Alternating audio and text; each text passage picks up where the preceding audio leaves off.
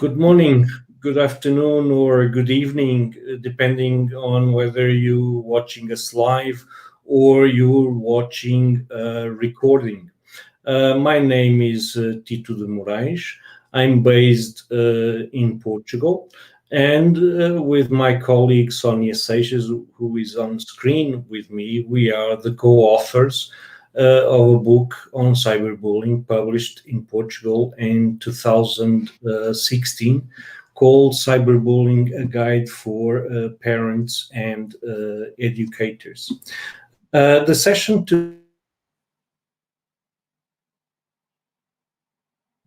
today is the title is Be Positive. Summary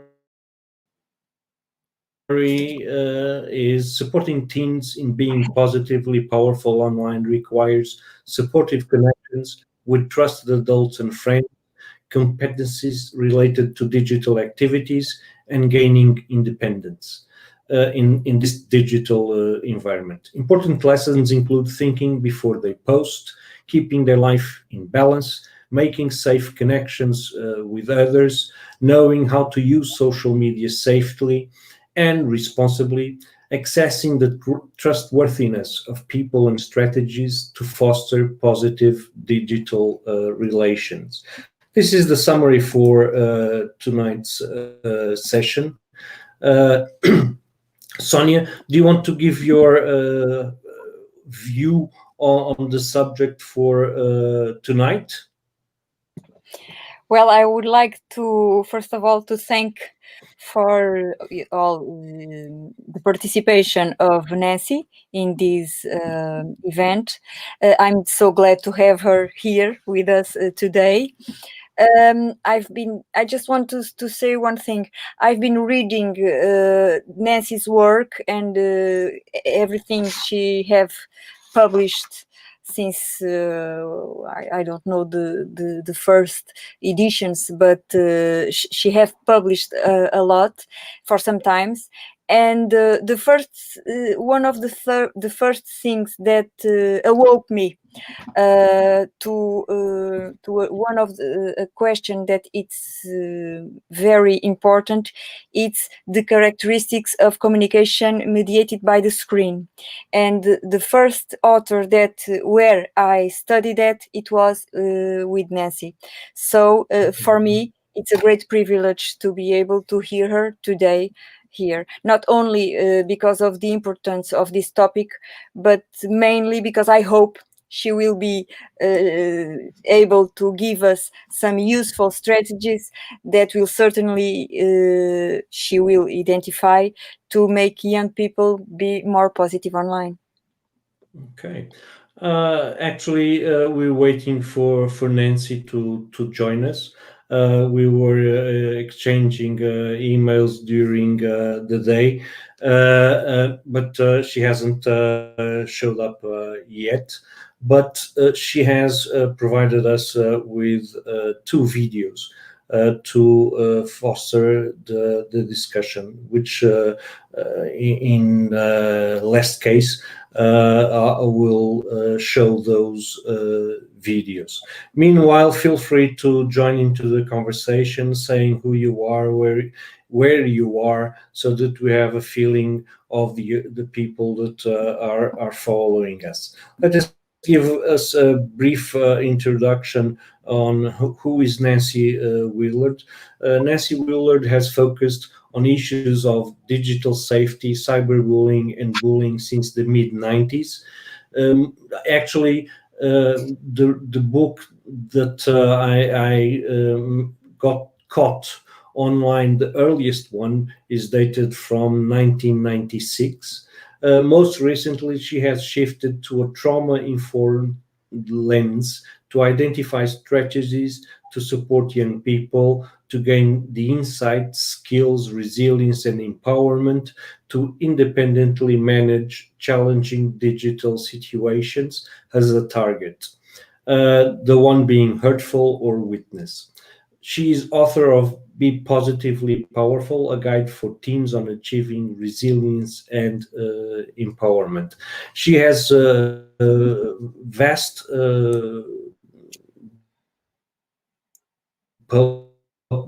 published. From the one that I mentioned in 1996 is the Cyber Ethics Reader. We also have in 2002 Computer Ethics, Etiquette and Safety for the 21st Century. In 2006, Cyberbullying and Cyber Threats Responding to the Challenge of Online Social Cruelty, Threats and Distress.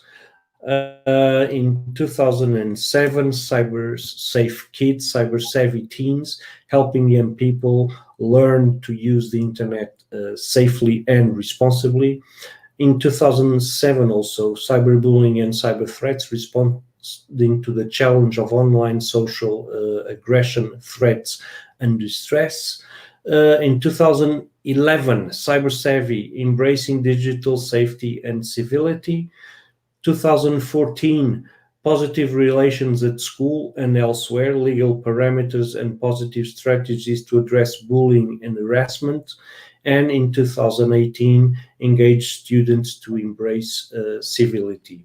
Her most recent work is she has recently published a book that sets forth strategies for resilience and empowerment and applies these strategies to establish positive interpersonal relationships with a chapter on digital issues.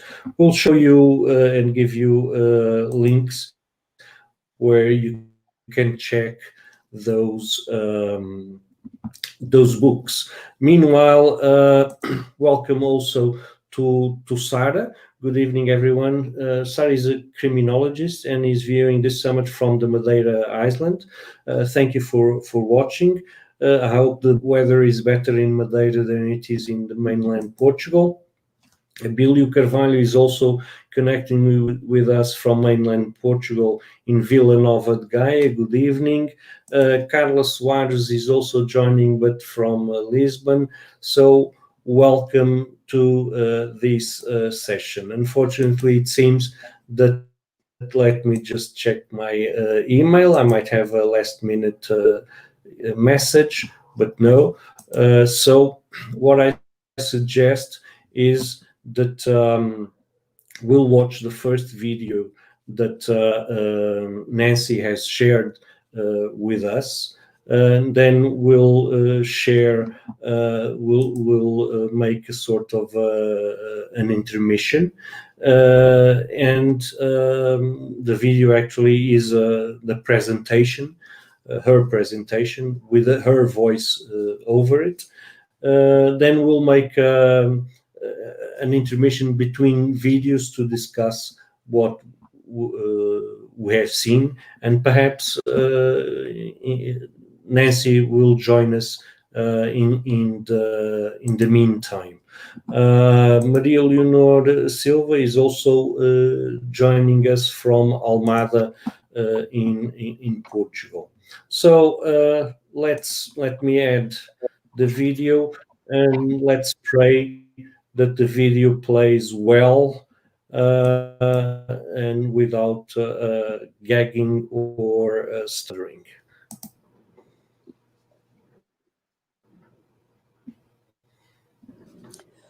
Good day. I'd like to introduce you to this virtual presentation on cyberbullying, digital hate, and digital dating abuse. Presentation is addressing three concerns: bullying, which is harmful acts directed at individuals using digital technology; digital hate, the recruitment of young people into hate groups and the dissemination of hate messages; and digital dating abuse, the use of digital media by an intimate partner to coerce, threaten, and control a partner or former partner. This presentation will be in two parts. The first part will be basic insight, and the second will be strategies that might be effective in addressing these concerns. There will be a break in between these two parts so that we can respond to questions and have some discussion. So this is who I am. My name is Nancy, teacher and a former attorney and a former education technology consultant. Currently, I'm engaged in research and providing consultancy in trauma, bullying prevention, and harassment prevention, as well as digital safety. I'm the author of 3 books that are on digital safety: cyberbullying and cyber threats, cyber safe kids and cyber savvy teens, and cyber savvy. As you can see, these are older books. My current books are Engage Students to Embrace Civility, Be Positively Powerful, a guide for teens on achieving resilience and empowerment, and Be Positively Powerful, Resilience When Things Get Tough. So let's start with some basics. The vast majority of young people are making good choices online and effectively dealing with the challenges that they're encountering. The young people who are at greater risk online are those who are at greater risk in general. So, to effectively address the concerns of young people who are at risk online, we're going to have to effectively address the concerns of young people who are at risk. Because it's quite readily available many places on the internet. You may not be aware that I am the first person who put this list together, and it was included in my 2007 Cyberbullying and Cyber Threats book. I sort of gave up trying to track down people and ask them to cite me. Anyway, the principal forms of cyberbullying include flaming, online fights, denigration, posting hurtful online messages, exclusion, intentionally leaving somebody out of a digital group, outing, sharing secrets about someone, and that might include private information or images, trickery, tricking somebody into revealing this personal information and then sharing it, impersonation, pretending to be somebody else when engaged in hurtful behavior, harassment, repeatedly sending malicious messages to somebody online, cyber stalking, that's harassment with threats of physical harm, and, kind of action that I'm calling mobbing, group attack against a person on social media. Generally, this involves a group leader.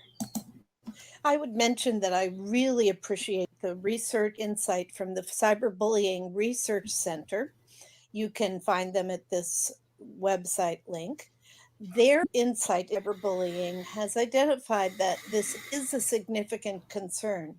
However, if you look at the surveys on the percentage of people, this percentage varies greatly based on the age of the subject, the definition, and actually how the survey is conducted.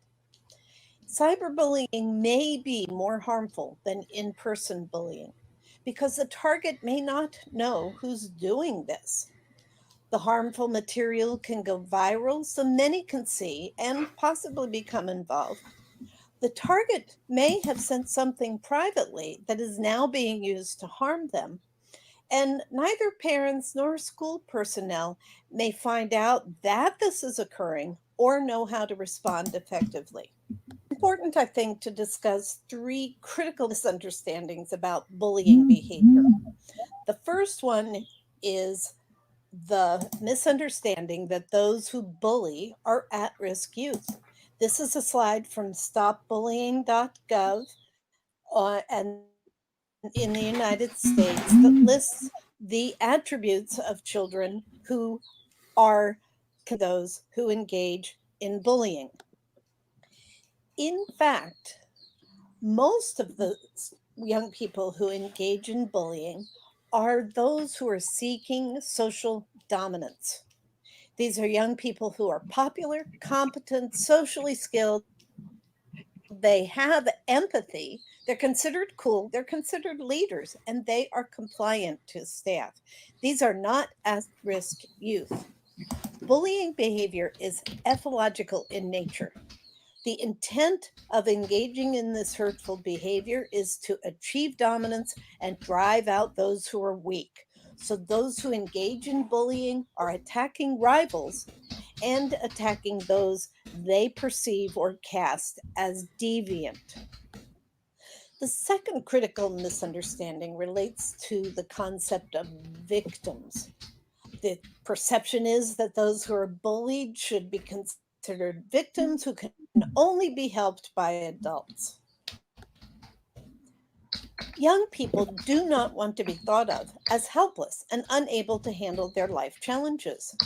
We show them images of bully victims as wimps and losers, and then we wonder why they won't tell us why they're being bullied.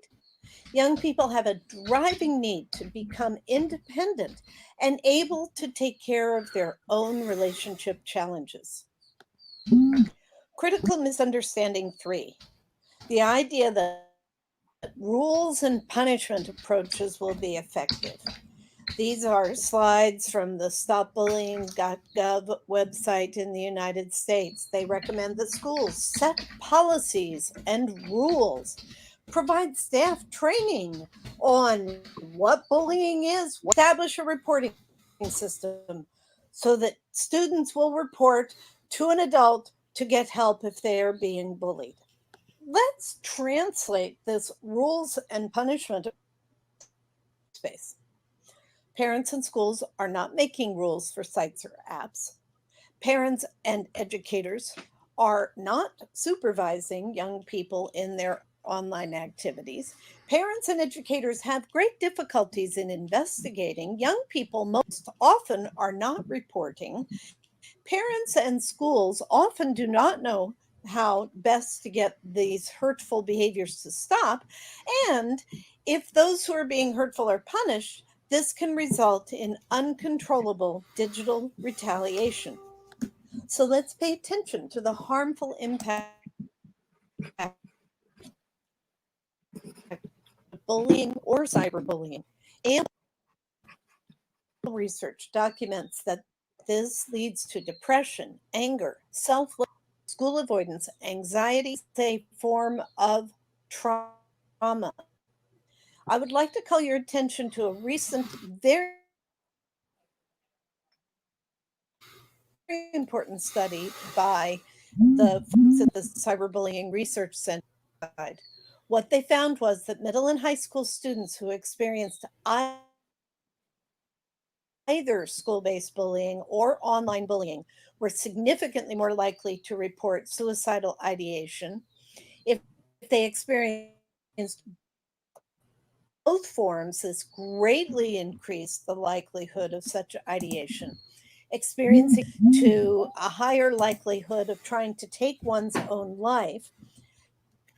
And those who reported that their victimization was more severe were more likely to report both suicidal thoughts and attempts as compared to those who experienced minor forms of bullying. A key word that came up in research on digital hate was that of this is a great article in the Journal of International Affairs discussing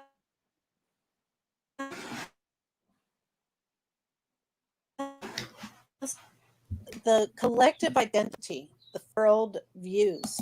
Perception that leftist political ideologues have deluded population and are destroying Western civilization. The most significant delusion is that races are inherently equal. The problem is that the situation and these groups function as a swarm, which allows them to rapidly mobilize support and spread quickly. Any efforts to censor enrages this swarm and then is used as further evidence of the use of power against them. And I'm reminded of a very old statement from early internet, that the internet interprets censorship as damage, routes around it. With respect to young people, the concern we need to focus on is youth recruitment into these groups. These are 3 very recent articles run from the Alliance Defending Liberty,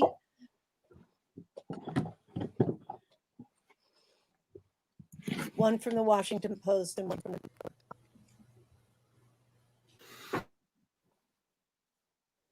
groups are recruiting strategies.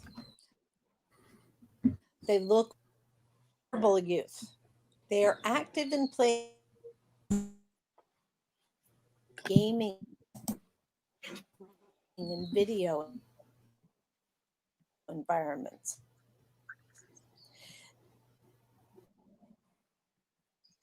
They use jokes, strategically presented purpose,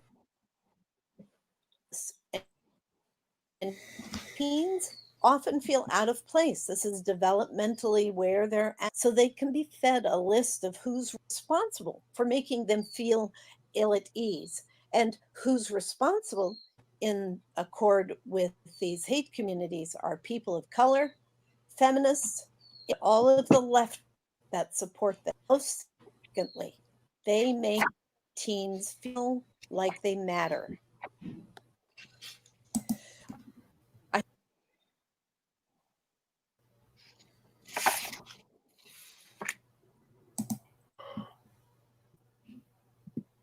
Hi, Nancy. Hi, Hi Nancy. there.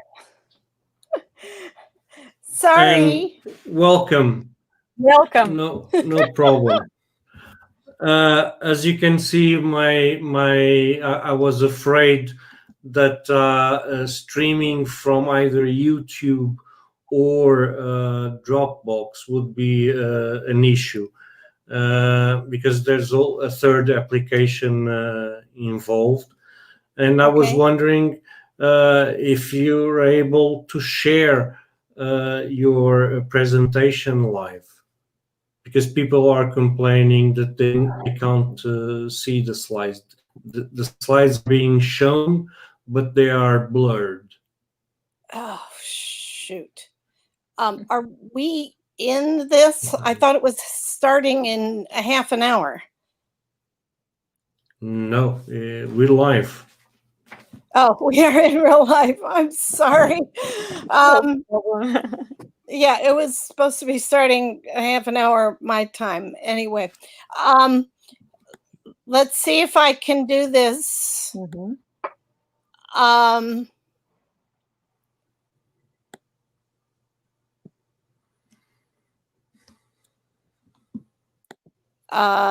me see.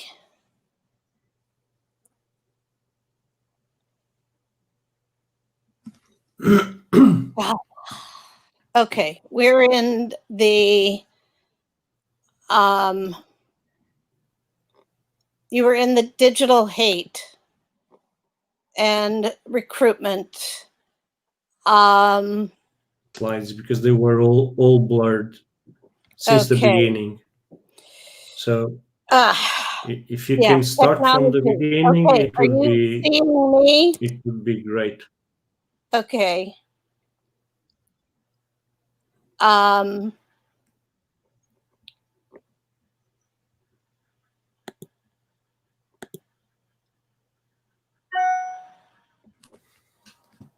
Okay, can you see that screen? Not yet. Not yet. I'm saying share screen. Application window. This one. Okay, can you see that? Okay, now it's coming. Let me allow it. Yeah, I'm going to put it on screen. Yes. Better. Yes. Yes. Okay. Much better. I am going from now. Do you think you can start from the beginning? I can. Great. We just got started. Okay. Alrighty. Does that look better? Much better. Okay. Boom. We're going. Yep. Okay. Hi. Thanks, Amelia. Sorry. I am here. We are going to be addressing cyberbullying, digital hate, and digital dating abuse. And the first section, I'm going to talk about the concerns, and the second section, resilient strategies that we might be able to use to better address the concerns. So this is me. I'm sorry for the challenges. I'm a former special ed teacher, former attorney, former education technology consultant, and currently I work in research consultancy. Normally it's translating research into practical strategies. I wrote the first book ever published on cyberbullying and 2 other books that were published really a decade ago. I've got 3 books that are on Amazon now. One, Engage Students to Embrace Civility. One, Be Positively Powerful, a guide for teens on achieving resilience and empowerment. And a new one, it's a short one, Be Positively Powerful, Resilient When Things Get Tough. I've shifted to a strong focus on resiliency, which is really important in this era. So this is who I am. My name's Nancy Willard. Hang on. My background is I'm a former special ed. I'm trying to stop that. Okay.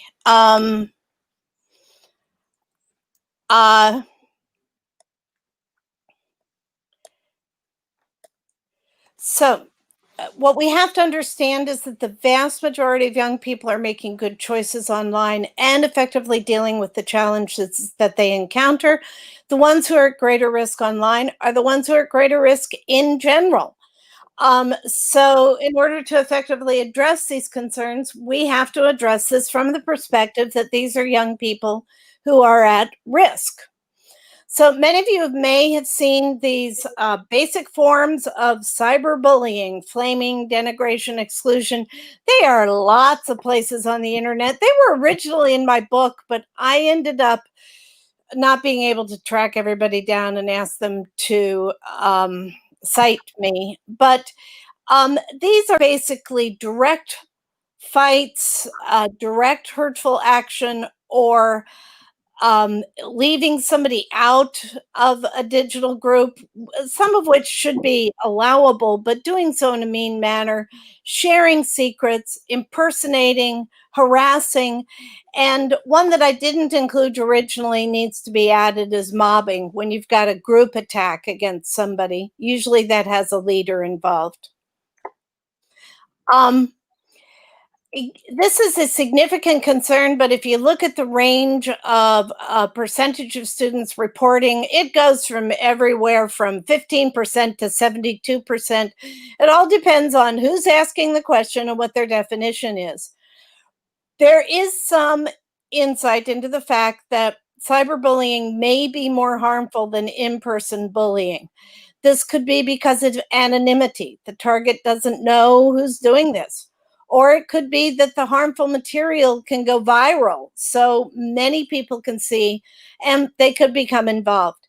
The target may have made a mistake. They may have sent something private, like a sexual image, and that's now being used to harm them. And neither parents nor school personnel may find out that this is happening or know how to respond. There's some three critical misunderstandings that I discovered when I wrote my book on cyberbullying. And SAMHSA here in the United States actually asked me to add some material to their Stop Bullying website and materials on cyberbullying. And I said, I can't. What you're saying about bullying, and this is what they were saying in 2007, isn't accurate. And the way you're saying schools ought to address this isn't going to be effective. So the first critical misunderstanding is that kids who bully others are at risk. Now, sometimes they are, but we have to have a better understanding of what bullying behavior is. Most of the students who bully are popular, competent, socially skilled kids who are considered cool, have empathy, are considered leaders, and are compliant to school staff. Bullying behavior is ethological in nature. It is for 2 purposes: to achieve dominance, which is often done by attacking rivals, or to drive out the weak, attacking those who are perceived as deviant. And unless and until we understand the actual nature of bullying behavior, we're not going to be able to stop it. The second critical misunderstanding is that those who are bullied should be considered victims who can only be helped by adults. Look at these images of young people being bullied and put yourself in a position of being the one who's being bullied. Young people simply don't want to be thought of as helpless and unable to handle their life. So when we show them these images of, oh, the poor bully victim, that's the last thing they want to associate with. And then we wonder why they won't report. So young people have a driving need to become independent and take care of their own personal relationships, and we have to help them do that. The third critical misunderstanding is this idea that rules and punishment, setting rules, training staff on the rules, making sure they know how to enforce the rules, and setting up a reporting system is going to be effective. It flat isn't working. It's not working in schools.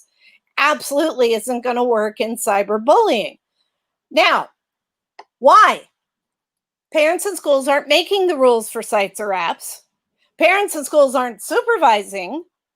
They have difficulties investigating the concerns. They often don't know how best to get the situations to stop. Young people aren't reporting. And if an adult does figure out who's doing this and then tries to punish those who are being hurtful, that can result in uncontrollable digital retaliation. So all of these things that are common understandings about bullying are flat inaccurate and flat aren't going to work. Now, we do have to pay attention to the harms. The harmful impact of bullying or cyberbullying is significant.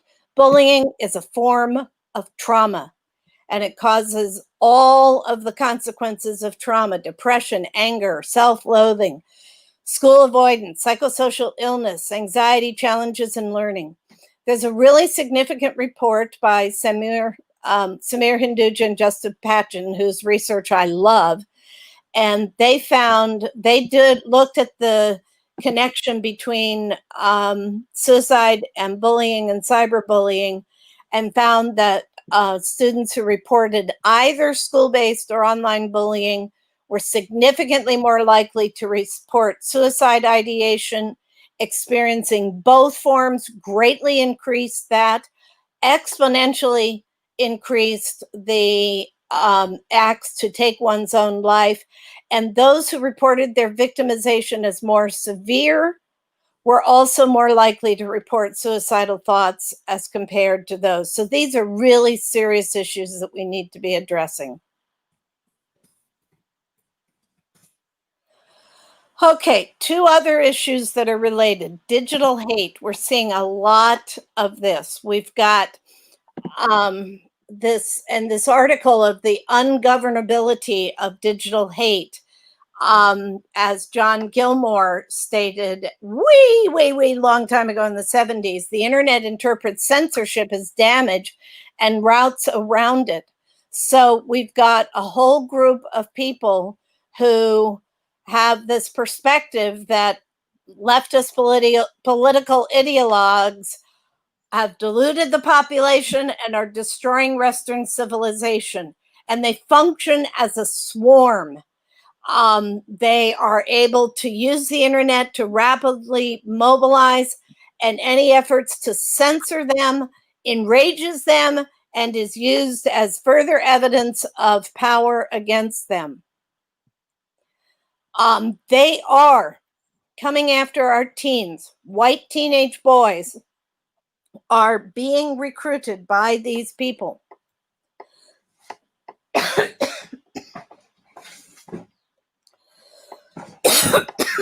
They have very excellent recruitment strategies. They're looking for vulnerable teens. They're active in places where teen boys, they're also after girls, but more teen boys are active. They're using jokes and memes. They strategically present propaganda. They're inviting young people into these communities. They're validating young people's manhood. Teens naturally feel out of place during adolescence. And so these groups are saying, well, these are the people who are making you feel out of place. These are the people you should be worried about. But they make teens feel like they matter. There's a really helpful article in the Washingtonian, a mother's report of what happened when her 13-year-old son joined the alt-right. He said that he liked them because they were adults and they thought and treated him like an adult. They took him seriously. They treated him like a rational human being. They never laughed at them. He had his doubts about this group. He hated himself. He felt trapped, but he was really connected. His parents did handle this situation effectively and got him out. And all of these comments were approved by him. But this is scary.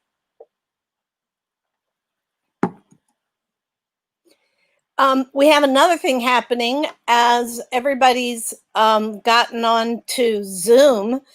And I don't know the extent this is happening in other countries. It's happening a lot here in the US.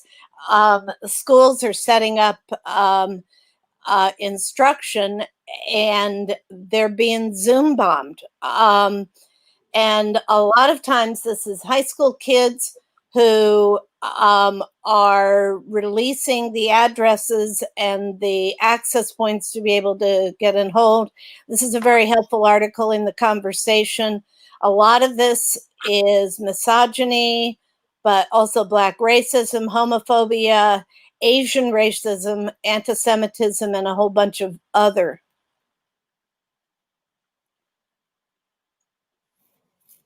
Okay.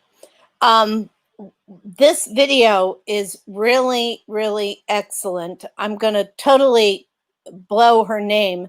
Vidhala Ramalinghan. She's a board member of Life After Hate. I found this on the Life After Hate site. She also has a company called Moonshot, where they're trying to disrupt violent extremism.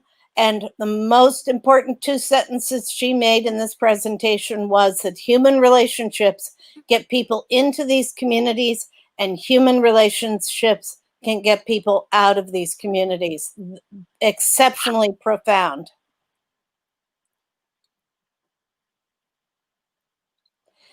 So we also have a related concern of digital dating abuse. This is a pattern of behavior that's used to control, pressure, threaten, or exact revenge on an intimate partner or former partner.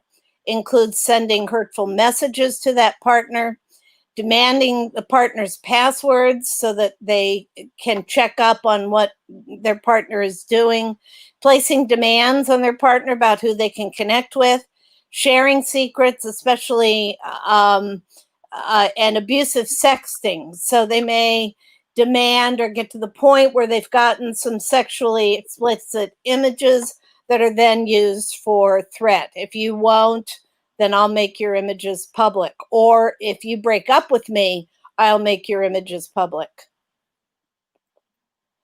The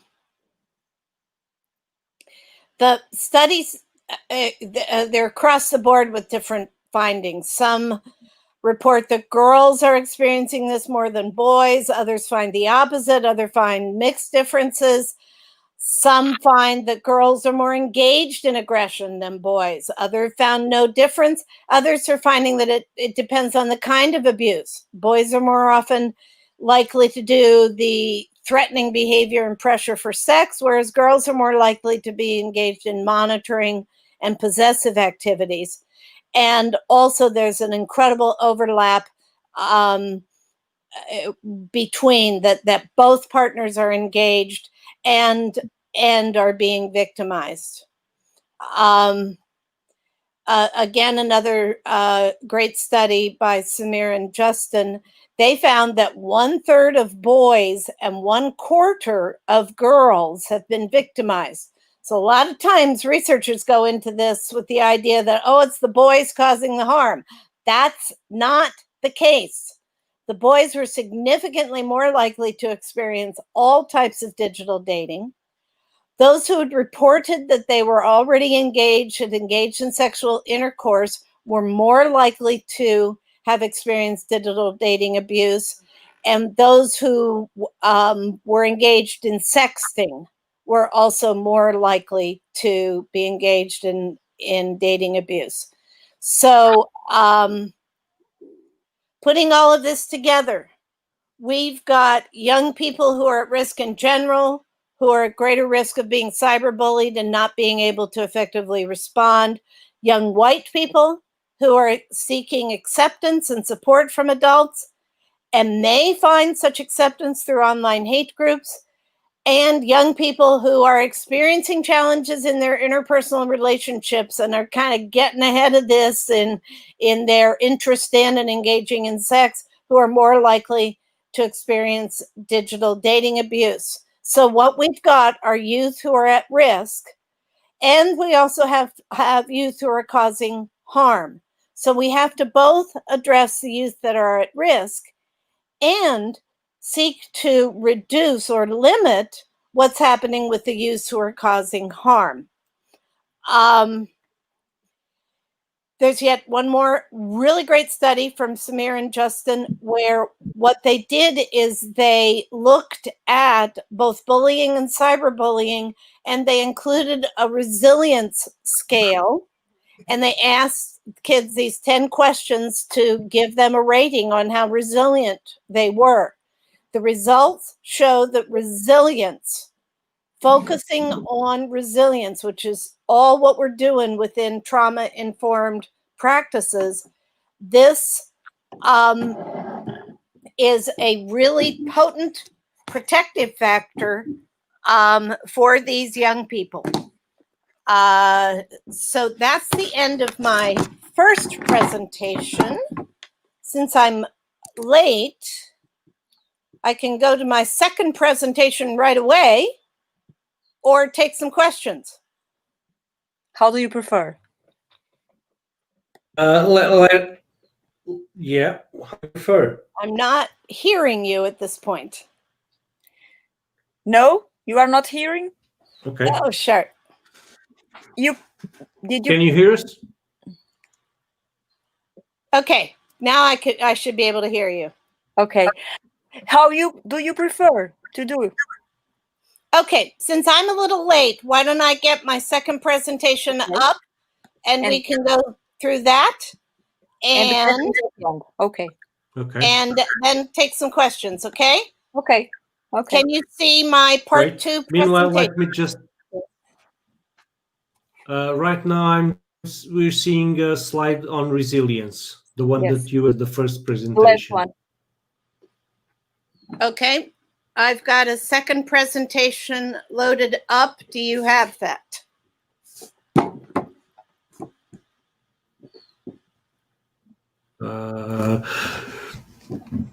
I'm going to remove this one, okay?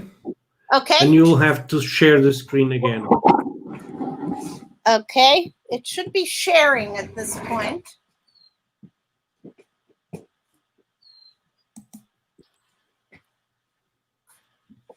Nope, not yet. Nope. Okay.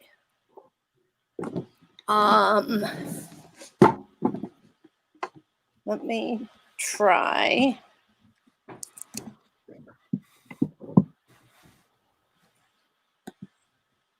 Meanwhile, let me tell the audience that if you have any questions regarding the presentation that Nancy has presented so far, feel free to leave them on either Facebook, YouTube, or Periscope, and we'll bring them forward. Okay. Now, okay, I got it. Second part. You got it? Okay, let's continue. Yep. This is part 2 of cyberbullying. Okay.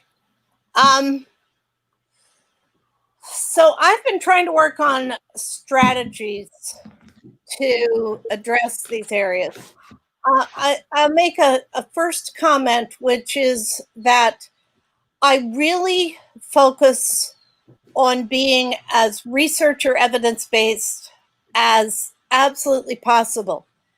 But there have been like 5 meta-analyses of bullying prevention programs, and they have found minimal to no positive impact.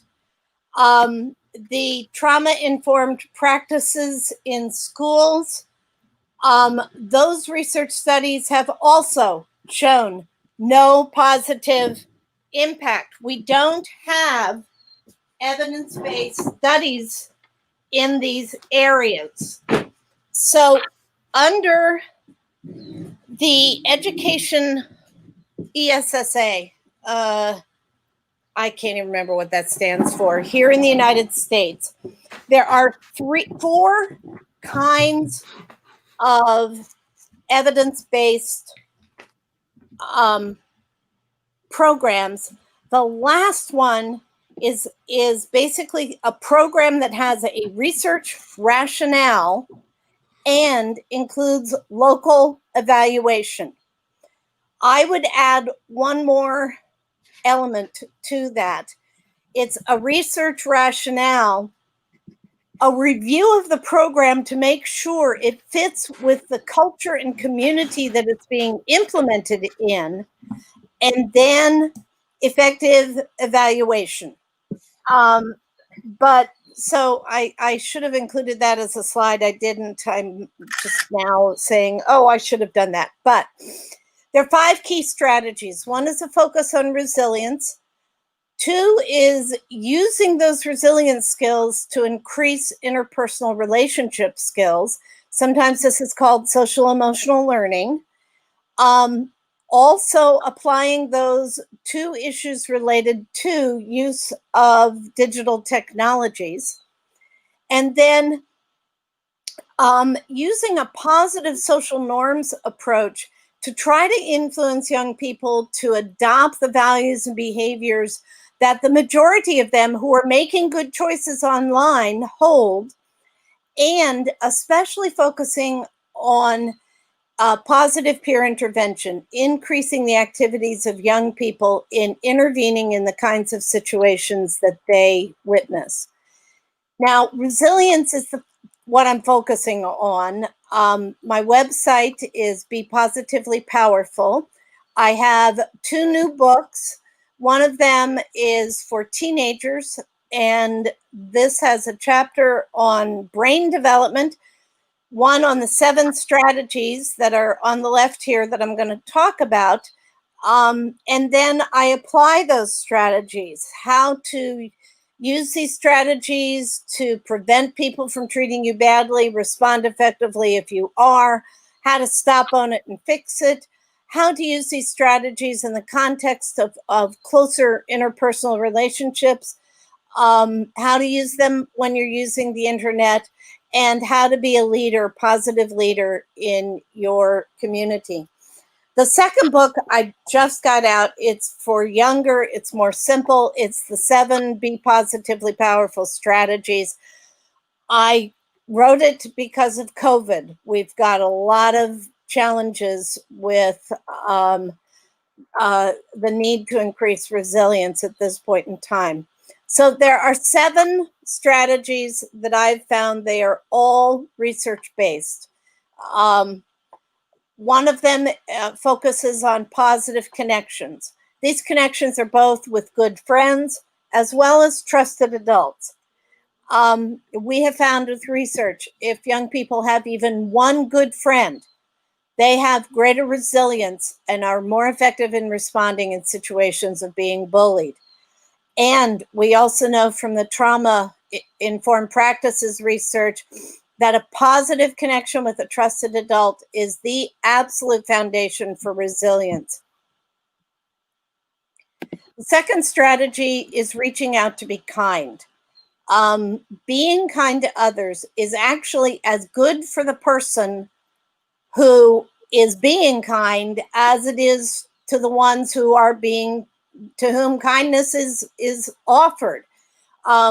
Especially we need to focus on reaching out to be kind to those young people who seem to be disengaged or disassociated who might be attracted to the hate groups. Why are they attracted? Because somebody's reaching out to them to be kind. It would be nice if teachers and peers reached out to them to be kind. That's what we've got to do.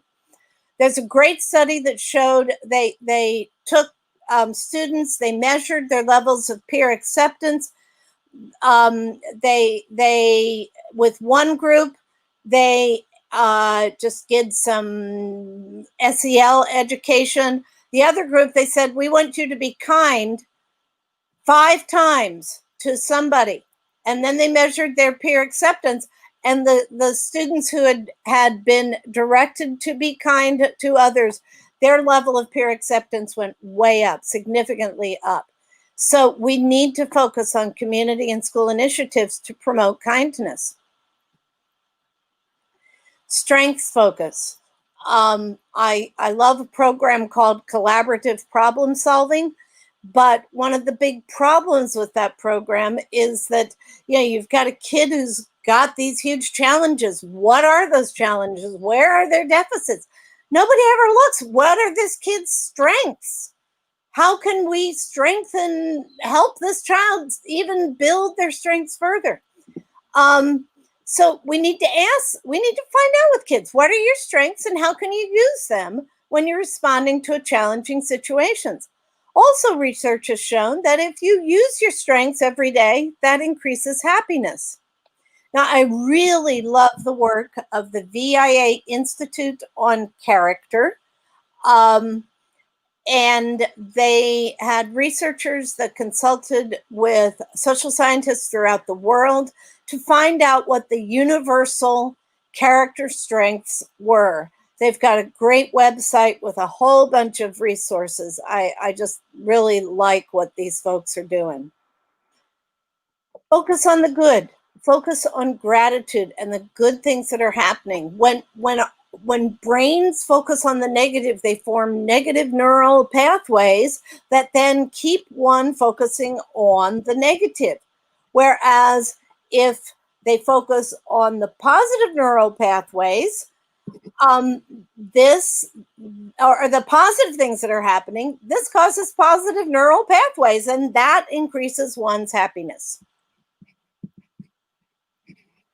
Be mindful. Acting without thinking is a huge concern when young people are using digital technologies, because when they act without thinking and have something recorded in a digital format, that can go many different places. So the practice of mindfulness can reduce the potential that they're going to trigger act without thinking in response to a challenge, and knowing how to regain calm and self-regulate it if they've gotten upset is really an essential skill. Keep my personal power. When young people know how to keep their personal power, they are less likely to experience the harmful impacts of the acts of others. So some of this is this is who I am. I am standing tall. I am walking with pride. The other is controlling how you're thinking. I am not going to allow what happens to me control how I think about myself or respond. And the last one is thinking things through, having effective problem-solving skills. Now, the problem-solving process that I have in my book includes understanding what the challenge is, identifying possible strategies, evaluating, selecting the best strategy, and then evaluating the results. We also know that young people who are focused on their positive future experience fewer challenges. So how can we use these strategies to foster positive relationships? Okay, that's an entire workshop in its own. And if you go to my website, there's a workshop there where it's not yet finished. I've got the slides for it, and I'm going to be narrating it. It's basically, how do we do this? In the positive relationship skills, we have to help young people know how to behave in ways that's going to reduce the potential that others are going to treat them badly. And some of that is keeping their personal power, walking with strength and pride, reaching out to be kind.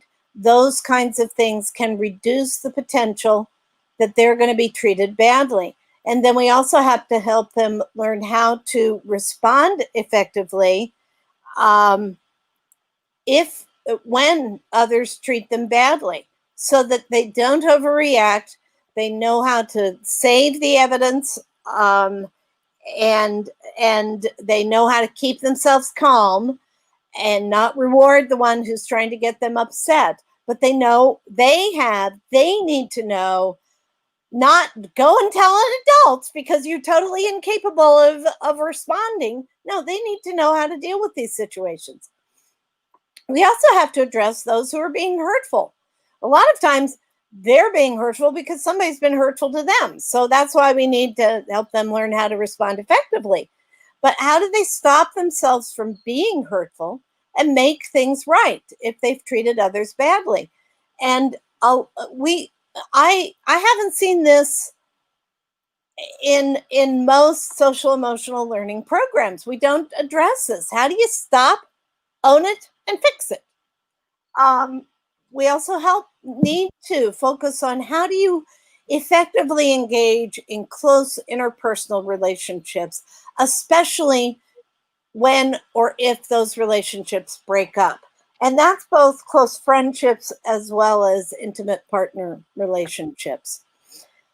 We need to encourage and empower them to step in to help if they see others who are at risk, who are being treated badly, and encourage them to be leaders in their school or community, to focus on social justice. These skills can also be applied using the internet. Now, my Cyber Savvy book is a little old. It was published in 2011, but the same skills. I mean, I'm not talking about TikTok or Instagram, but the skills remained consistent. So thinking before you post, remembering that what you post online reflects on you, and paying attention to the image of who you are. Keeping your life in balance, making sure that you have time out in nature, playing with friends, getting together in person, that you're not just always online, although we are more always online at this point in time. Connecting safely.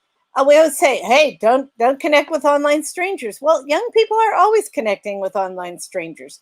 They're connecting with friends of friends, and with strangers. And as they grow up and get older, they're going to be connecting with more strangers. We've got to stop this. Oh, don't talk to an internet stranger. They're going to talk to internet strangers. How do you figure out whether this person who you don't know in person is safe?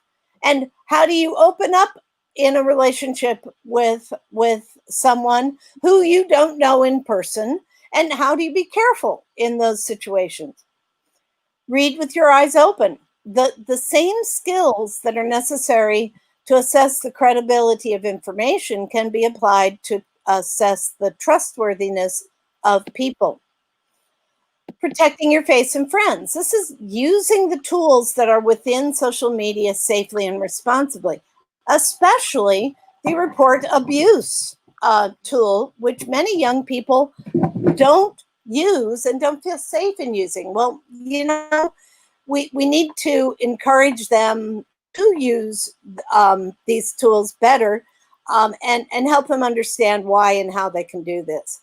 And then lastly, what are the strategies for fostering positive relations in digital communities and responding badly if somebody treats you badly? One of the best responses I've seen to cyberbullying was a young woman who was cyberbullied, and she went out and got a whole bunch of Post-it notes.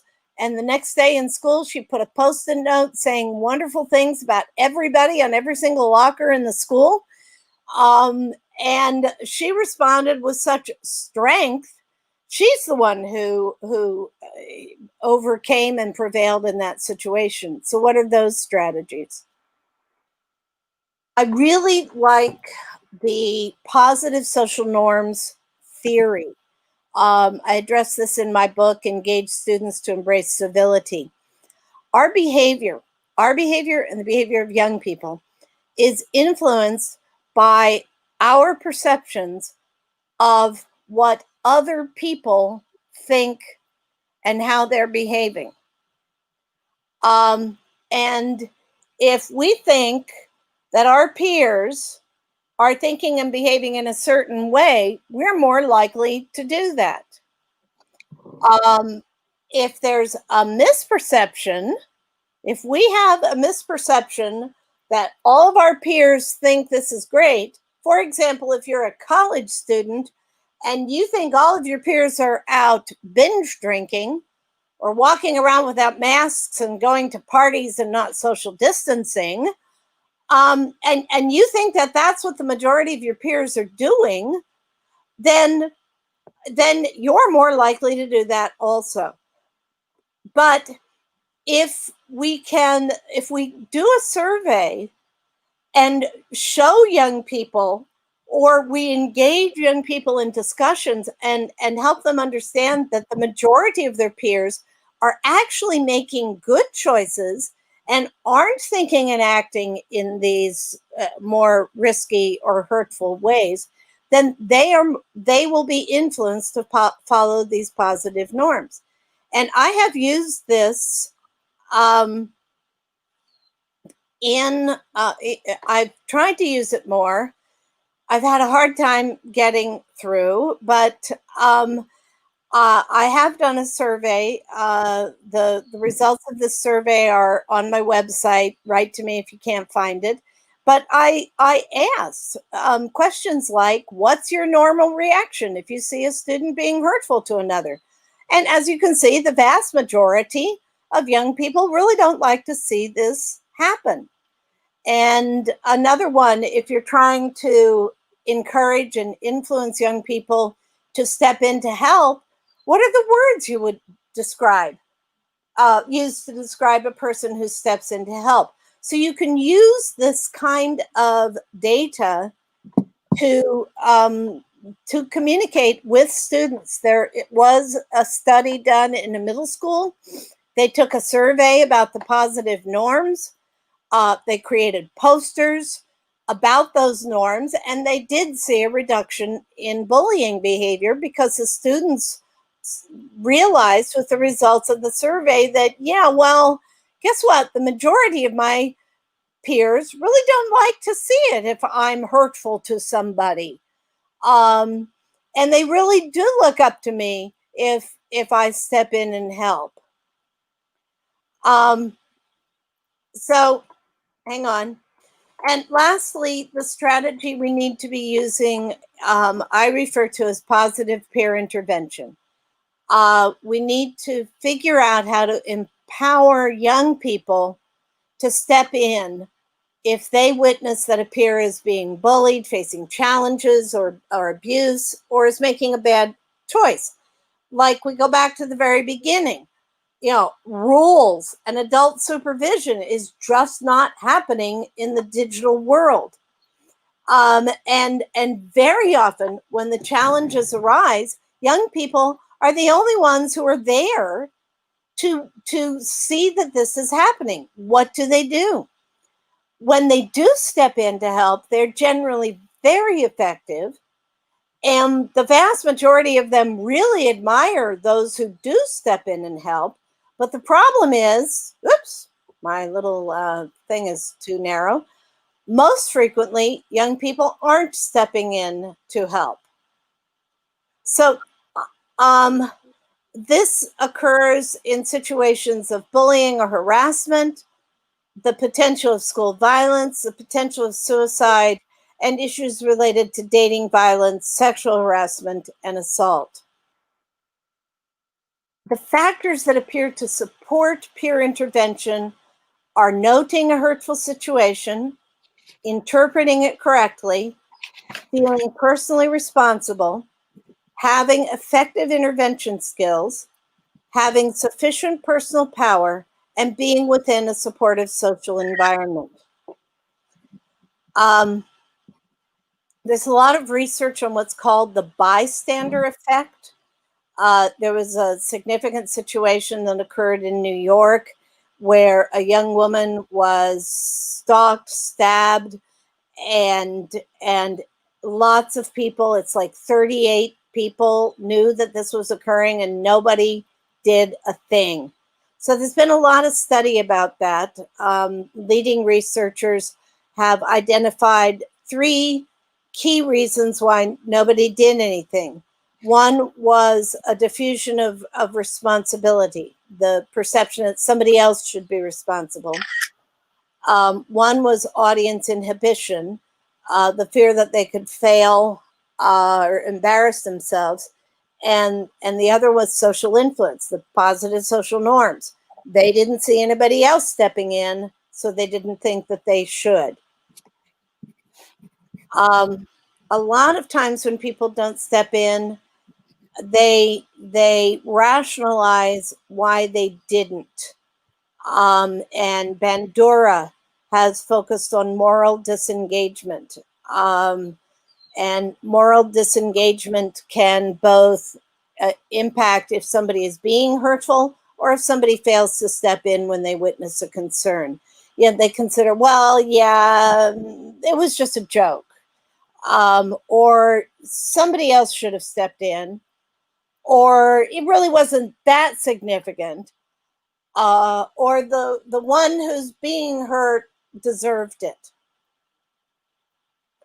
So I did a comprehensive analysis of research studies on what are the factors that can support positive peer intervention. And a lot of this was kind of like the research reminded me of the wise men all describing a different part of the elephant. And they were all looking at different things, but nobody was pulling it together. So I did try to pull things together, and I identified 3 key personal factors and 3 key social environmental factors.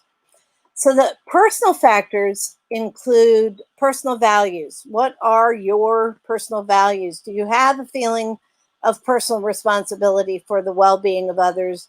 Do you accept differences? Do you have a higher level of affective empathy and a feeling of personal connection with others? The second is personal power. And this relates to the comparative social status and personal power of the one who's being hurtful, the one who's being targeted, and the witness who's trying to figure out whether or not they should step in. If the witness is not as powerful as the person who's being hurtful, that reduces the potential that they're going to step in.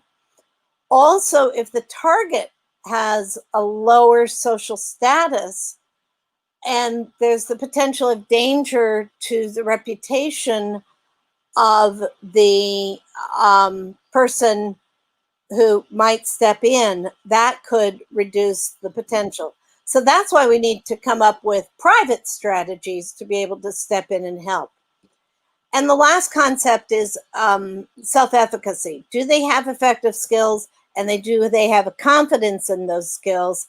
And that also relates to their level of personal power. Then we look at the social environmental factors. Friendships. If they are friends with the person who's targeted or is having challenges, they're more likely to help. If they're friends with the person who's engaging in hurtful behavior, they're more likely to support their friend. If they're more distant and not friends with either, then we kind of bounce back to the personal factors to determine whether or not they're going to respond. The climate that young people are in is influential. If they've gotten the message from their climate, from their school climate, that there's a culture of respect and inclusion, staff step in to help, they themselves are expected to step in and help.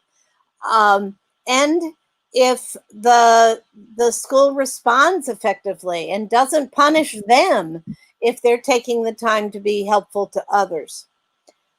But the most significant, highly influential factor is their perception about what other students think about those who step in and help. And that takes us back to the need for a positive social norms approach.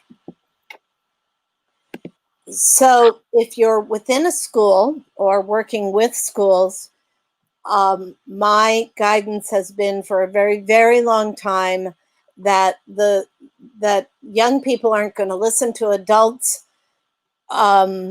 when they try to talk about technology. They know that we don't understand this as well as they do. They are going to listen to their peers. So we need to have a school team of student leaders, and this has to be diverse. It needs to be leaders from all of the tribes, all of the smaller social groups that are within the school. There are leaders within each group.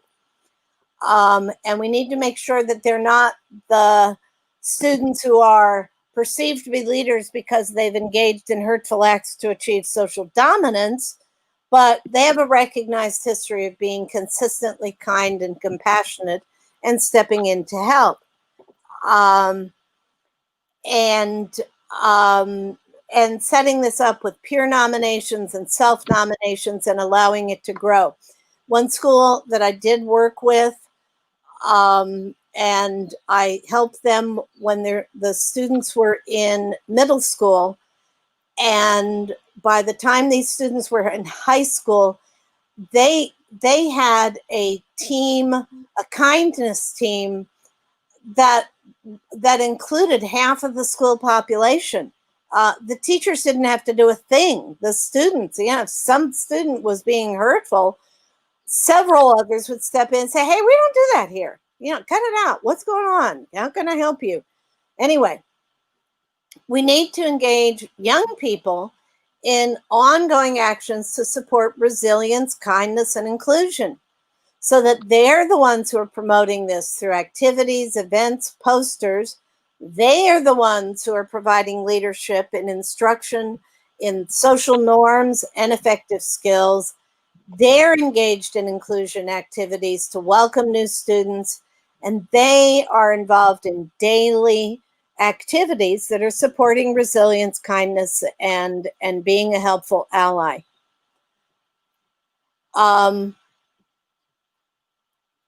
Actually, this first slide I'm noticing now, this is repeating. We also have to make sure that adults know how to effectively assist students in achieving positive resolutions of any hurtful situations.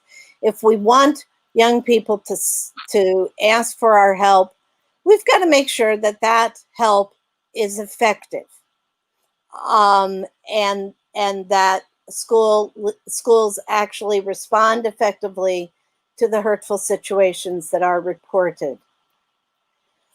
So thank you for your attention.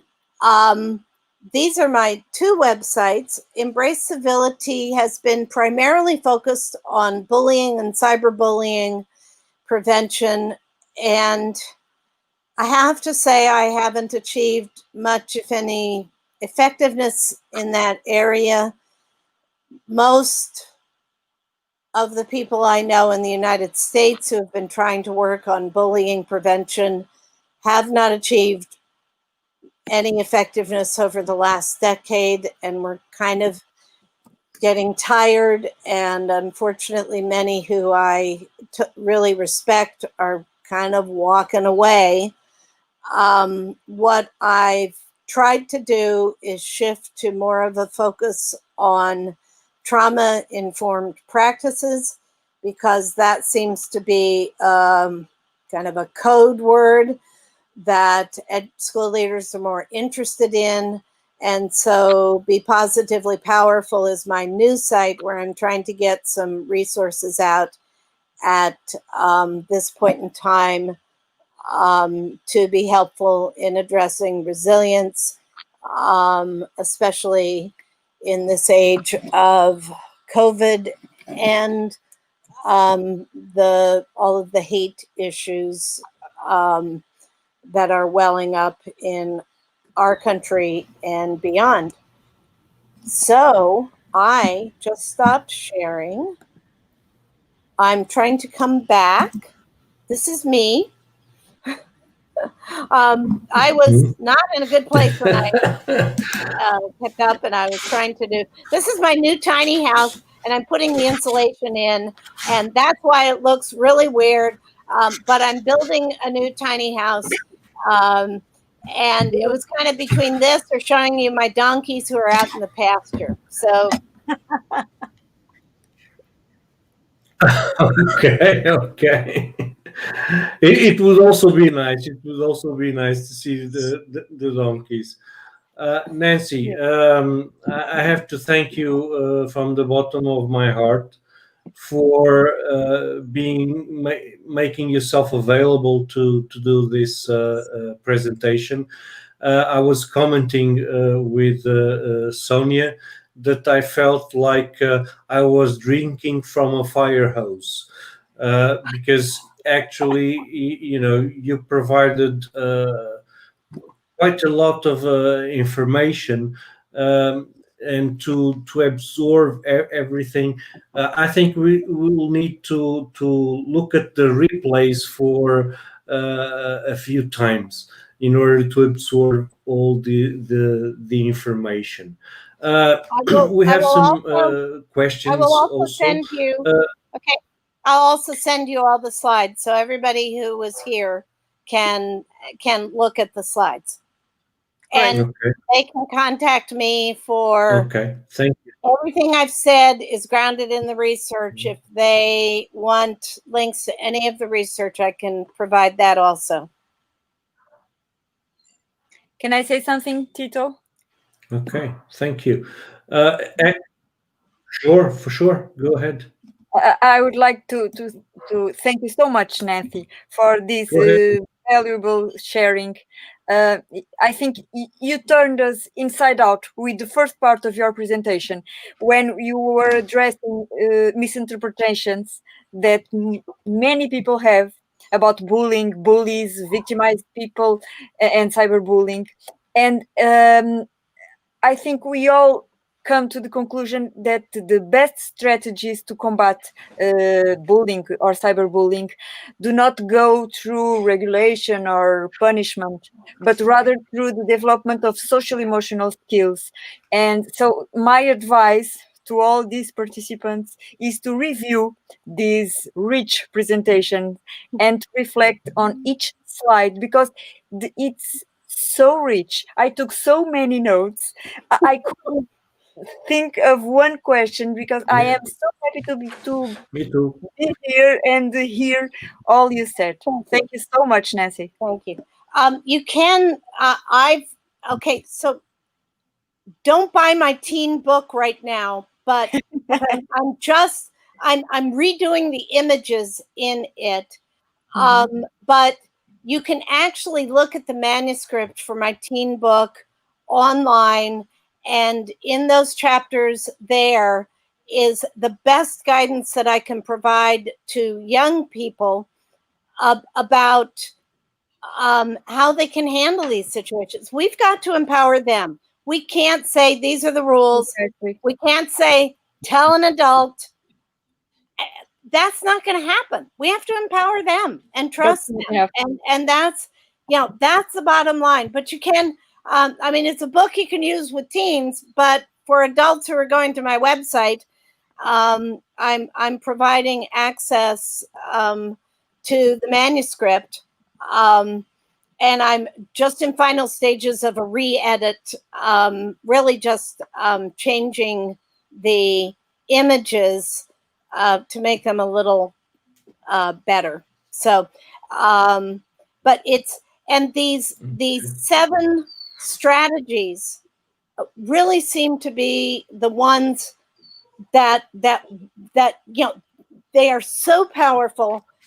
There's research that I link to on my website, but if we can just focus on these 7 strategies, make positive connections, reach out to be kind, identify and use your strengths, focus on the good, be mindful, keep your personal power, and know how to problem solve. I've been working on digital safety since the 90s. Yeah. That's a long time. This really is what I think we've got to do. We've got to empower and trust that young people, when they are empowered, will be able to handle these things effectively. Precisely. Mm-hmm. Yes. Abby, we got a question from Abílio Carvalho that I think is very much related to what you just said. I guess what your answer is going to be, but Abílio is asking, at what age is this support system against bullying being aimed? My work, I aim for young people, and I'm trying to get into schools, but the reality is that these resilience practices can support everybody. So if you go, if an adult could take my book for children, Resilient When Things Get Tough, and implement those strategies, and that will help. Or take the other book and look. When COVID hit here, and all of a sudden our teachers were slam bam into distance learning, a lot of them were experiencing trauma.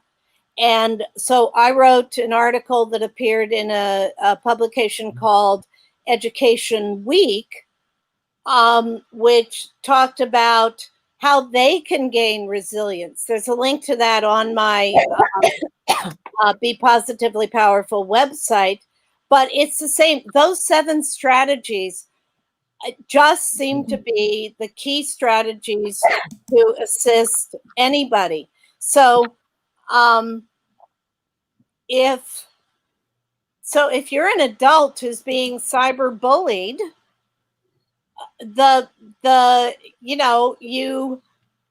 you don't respond in a manner that's going to reward the one who's being hurtful. One of the things that I recommend in the book for teens is that young people start a positivity ripple. And so if somebody's hurtful to them, they go and find a positive strength meme, okay? And they post it on their page, or they send it to, and post it on their page, and then they write and link to 5 people who they want to thank for something positive that they did to them, and then encourage each of those 5 people to identify 5 other people whose actions they really appreciate. And so somebody's just been hurtful to me. I turn around and I post this positive meme, and I say, I really appreciate Tito. I appreciate Sonia. I appreciate blah, blah, blah. The person who just did something harmful just lost. I mean, they lost big time. No, they were not successful in getting me upset. I started a positivity ripple. Look how much more powerful I am than that person, because I could respond in a positive manner, and I could get positivity going with others. And no, they didn't win. They didn't get to me. It didn't hurt me. I let it go. So it's that form of empowerment. Mm-hmm. And I would guess that empowers also adults to be happy, and can also help very young children, preschoolers, also on how to deal with adversity. Yes. So in my section on keep your personal power, I relate to research that was done by Dr. Cuddy, and there's a TED Talk on how to stand tall. So if you hunch down and go like this, you're going to feel helpless. But if you stand tall, you're going to feel more powerful. And you can teach that to a 3-year-old. Say, okay, goes down, feel, how does that make you feel? Do you feel happy? Do you feel strong? No? Okay, stand like this. Stand for a few minutes. Yeah, how does that make you feel? You feel powerful, okay? So how do you feel powerful? And all my I have 3 kids. I had school leaders say, you know, your kids know how to stand tall and walk with pride. You stand tall, you walk with pride. What kids get bullied?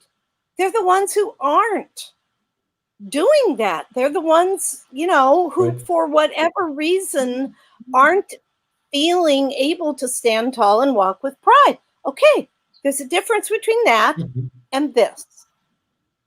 And we can teach kids. We can teach young kids. It's easy.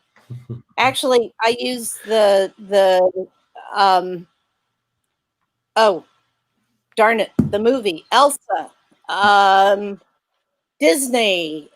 She's walking, and then she stands with pride. Oh yeah, a lion called Elsa.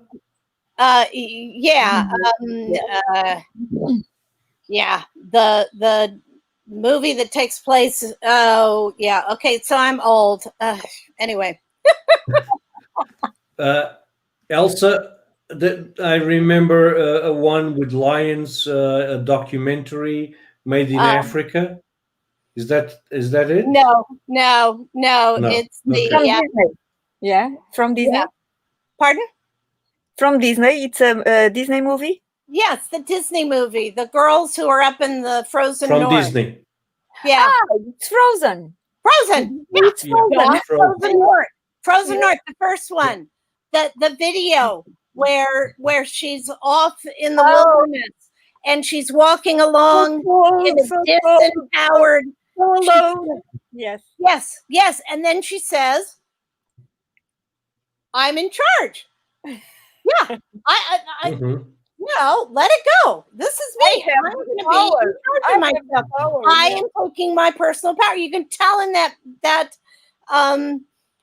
that music video where she takes her personal power. You can explain this to 2 3-year-olds. Take your personal power. Absolutely. That's what we have to help young people do. And then you used your personal power for good.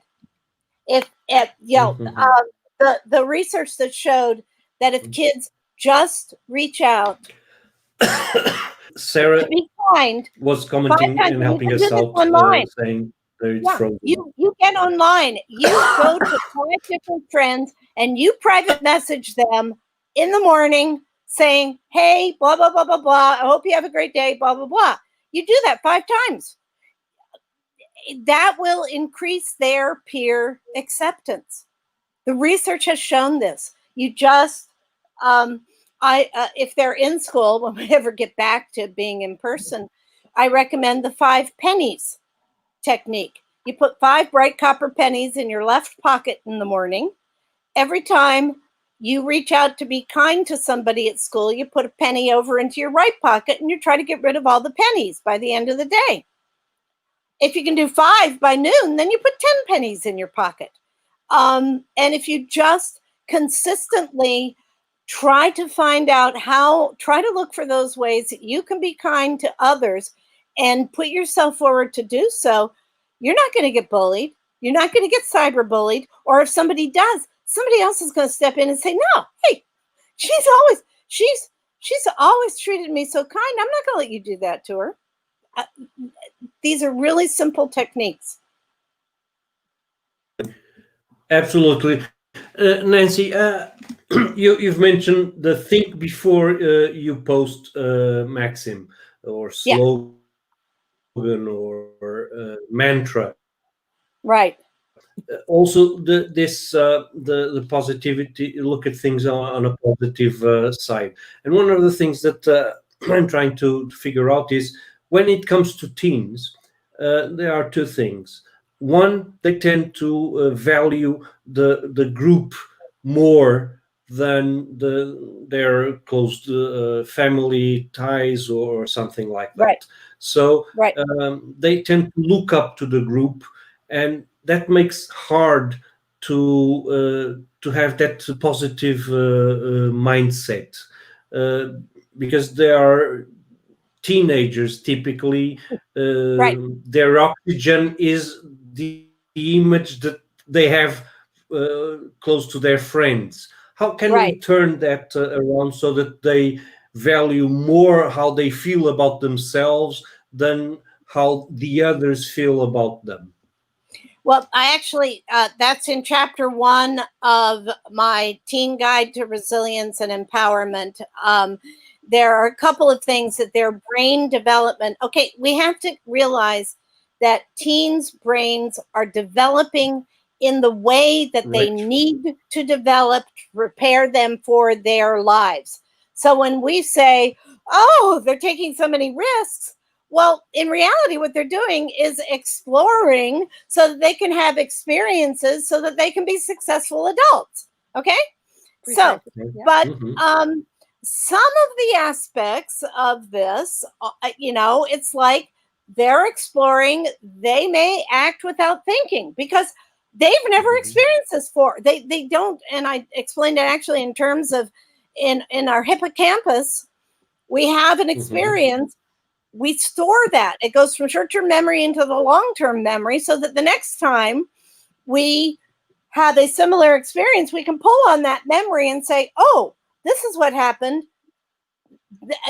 Then, so I can do that. So they might not even have a memory stored in the hippocampus about this new experience that they're having, because they need to have new experiences because that's essential for their development.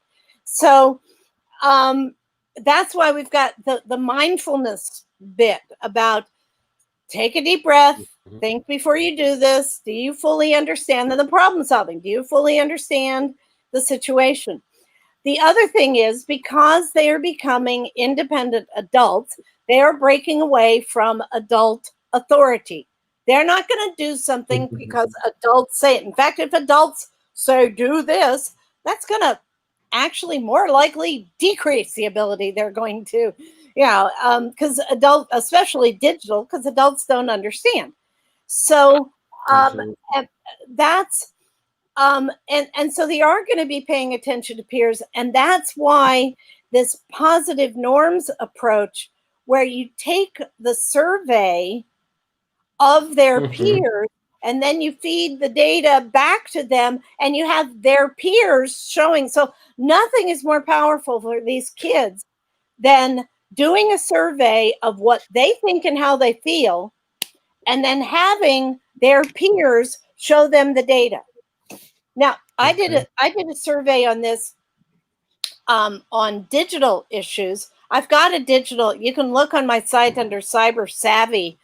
I tried to do this with my book, but all schools wanted was a 1-hour lesson on adult rules about digital safety, and it didn't work. But I did a survey on digital norms, and what kids were doing. And a friend of mine did this survey in West Virginia with his students. I was then coincidentally asked to come and talk to school resource officers in West Virginia on digital safety. And so here I was, a woman from Oregon, in a room that was 95% crew cut males, telling them that teens were making good choices online, and they were all Mhm. sitting back going like this, not believing me. So my friend was a little late because he was kind of from the other side of West Virginia, and he showed up with the slideshow. And he started Mhm. showing them data that their students, how their students responded to this survey that demonstrated that the vast majority of them were making good choices, had good values, knew what they were doing. And you could see in the body language of the police officers, all of a sudden they're leaning forward, they're going, oh, wow, this is interesting. Maybe we can trust young people. You know, it's like we've got to get to that level of trust. And that's why this the positive social norm survey that allows kids to say, this is how I'm making my decisions. And then you put it together, they're all making good decisions. Or you come up and you got some questions that are coming up with conflict. For example, I'm balancing my time effectively, but I don't think other teens are. Or I'm being very careful with the things that I post, but I've seen my peers post things that have made me not want to be related with them or associated with them. And then you bring that conflict up and you let them talk about it, but it's their data, them talking to each other with an adult as a guide by the side. That's the only way we're going to be able to address these issues.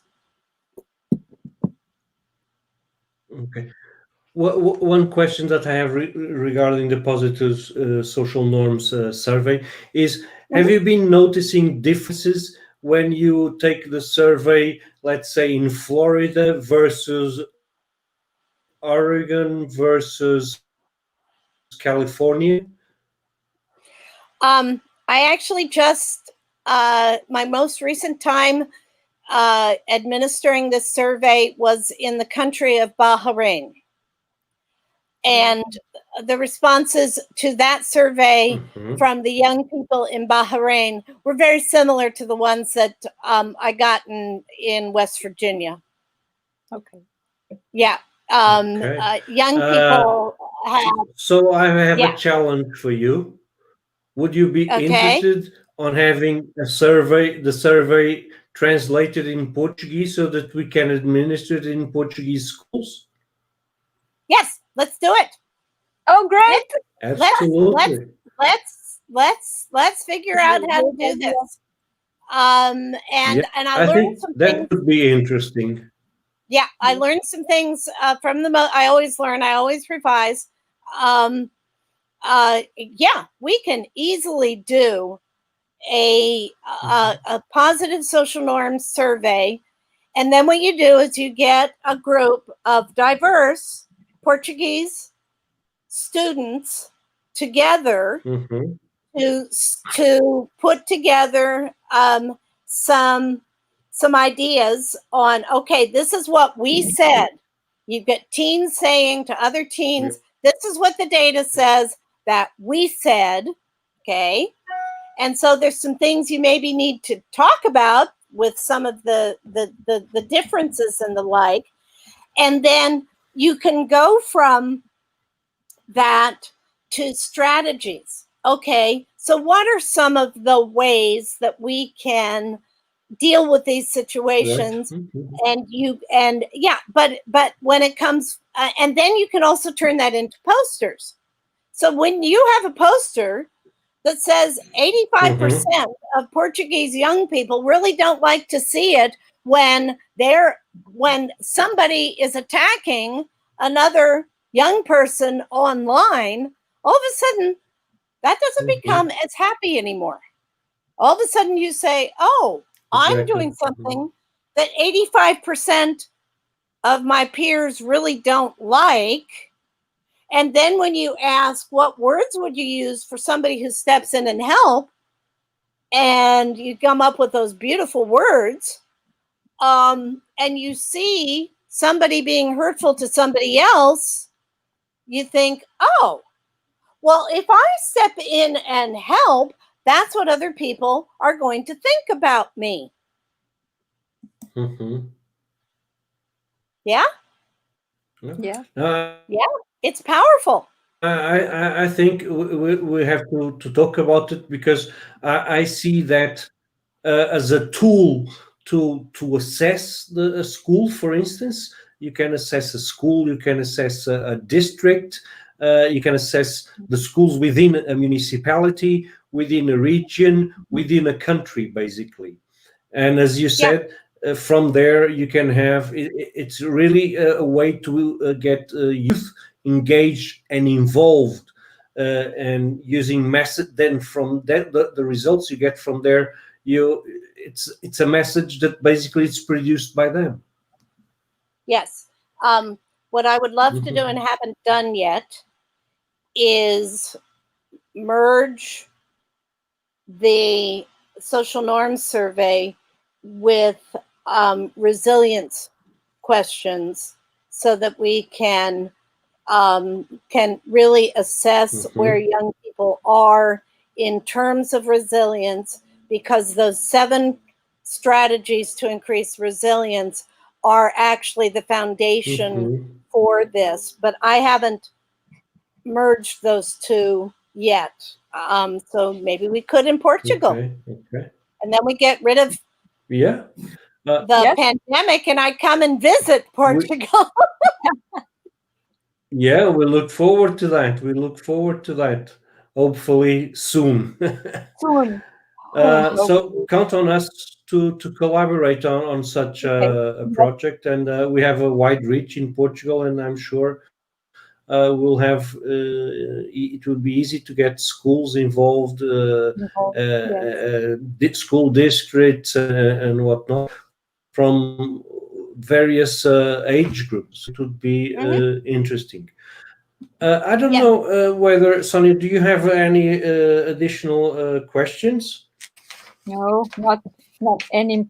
I was just taking so many notes, but I don't have same any as me. more I'm going over them, and I'm sure that we'll have more later.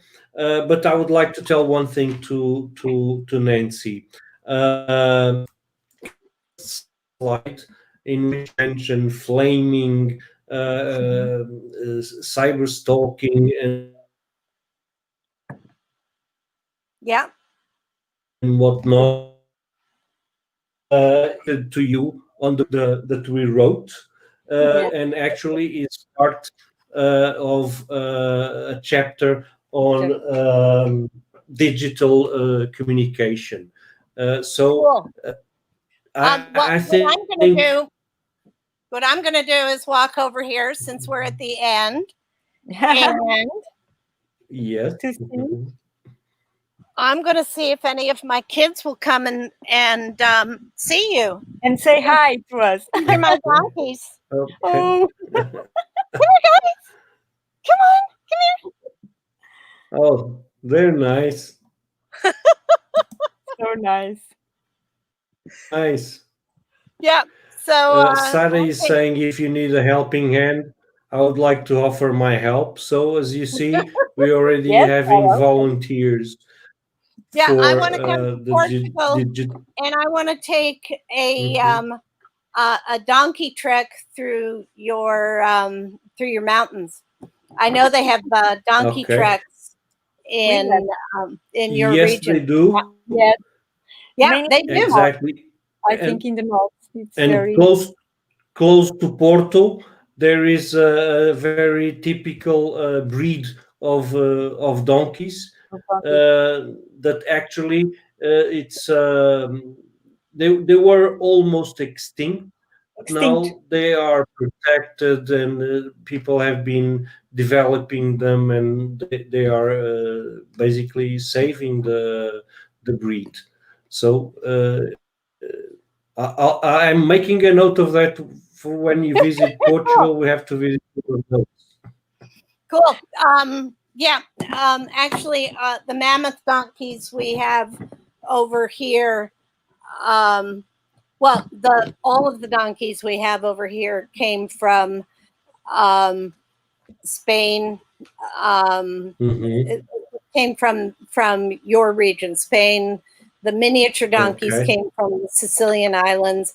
The mammoth donkeys came from Spain and Portugal, and the standard donkeys, which are So anyway, cyberbullying to donkeys, you know.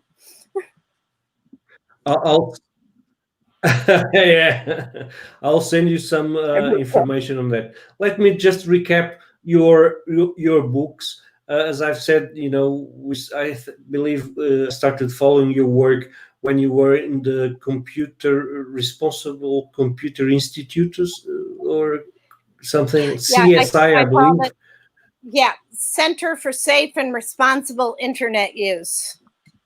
Exactly, and that must have been around 2004. And as I checked out, you have even books prior to that, but you Yes. told me that some of them you are updating. I'm going to just show some of them, and let me say a couple of words about each of them. Okay. Okay. If you go to my website, bepositivelypowerful.com, you can see this book. And the first chapter focuses on brain development. The second chapter sets forth my 7 strategies. And then the remaining chapters apply those strategies to interpersonal relationships.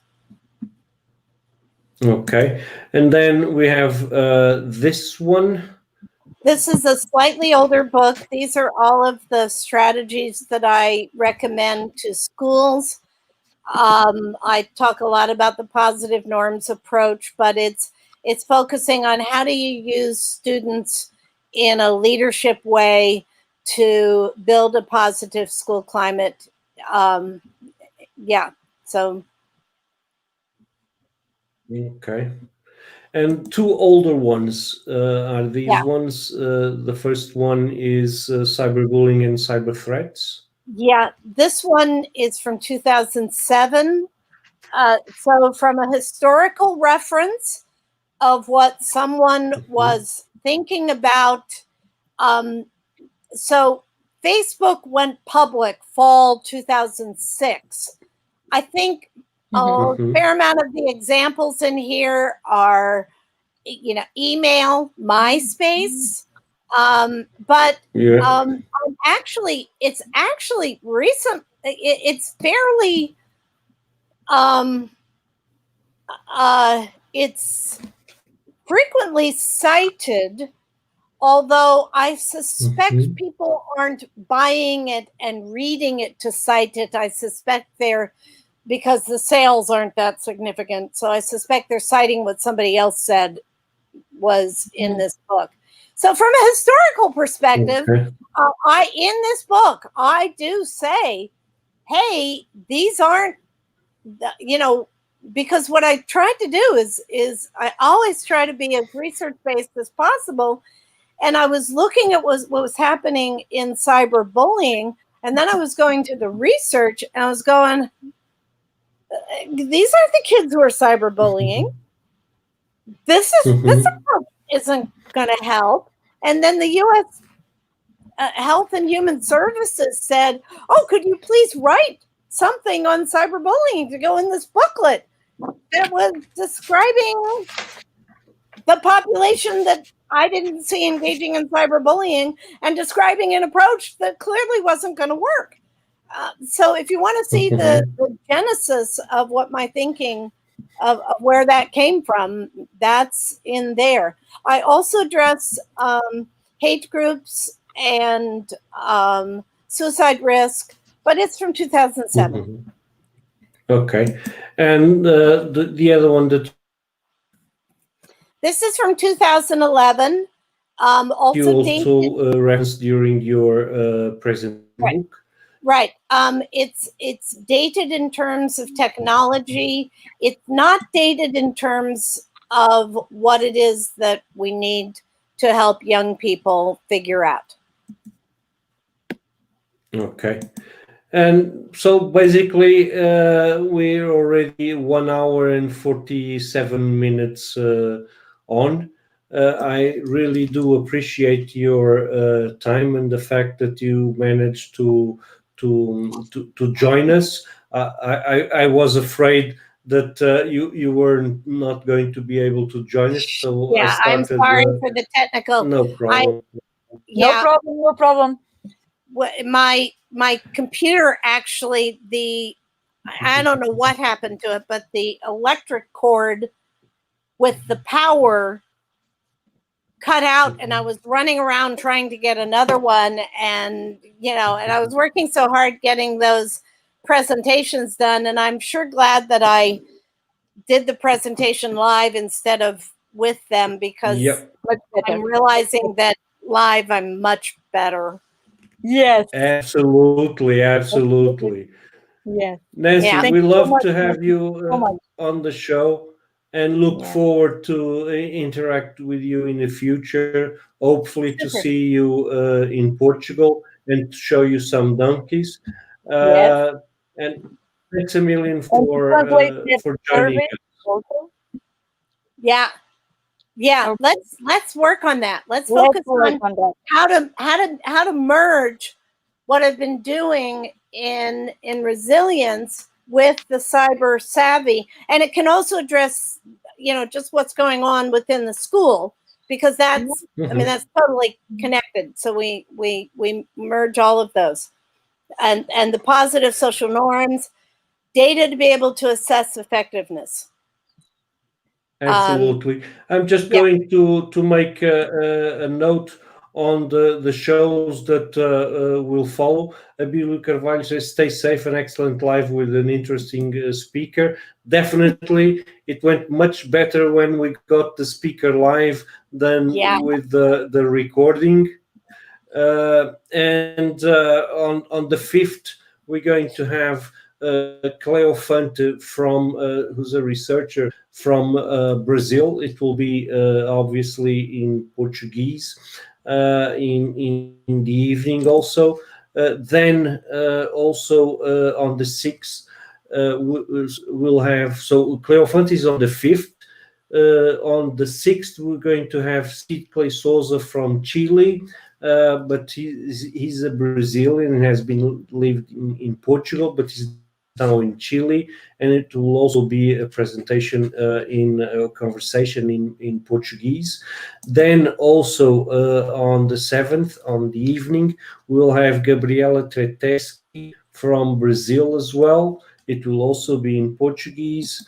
And on the 8th, we'll have, still on the 7th, sorry, have Rita Felizardo at 1 p.m., who's going to talk about emotional education to prevent bullying.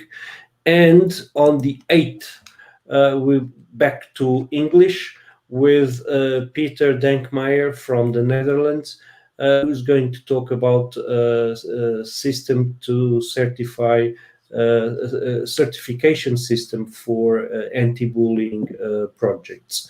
And the presentation will be, when is a school safe enough? This will be also at lunchtime in Portugal.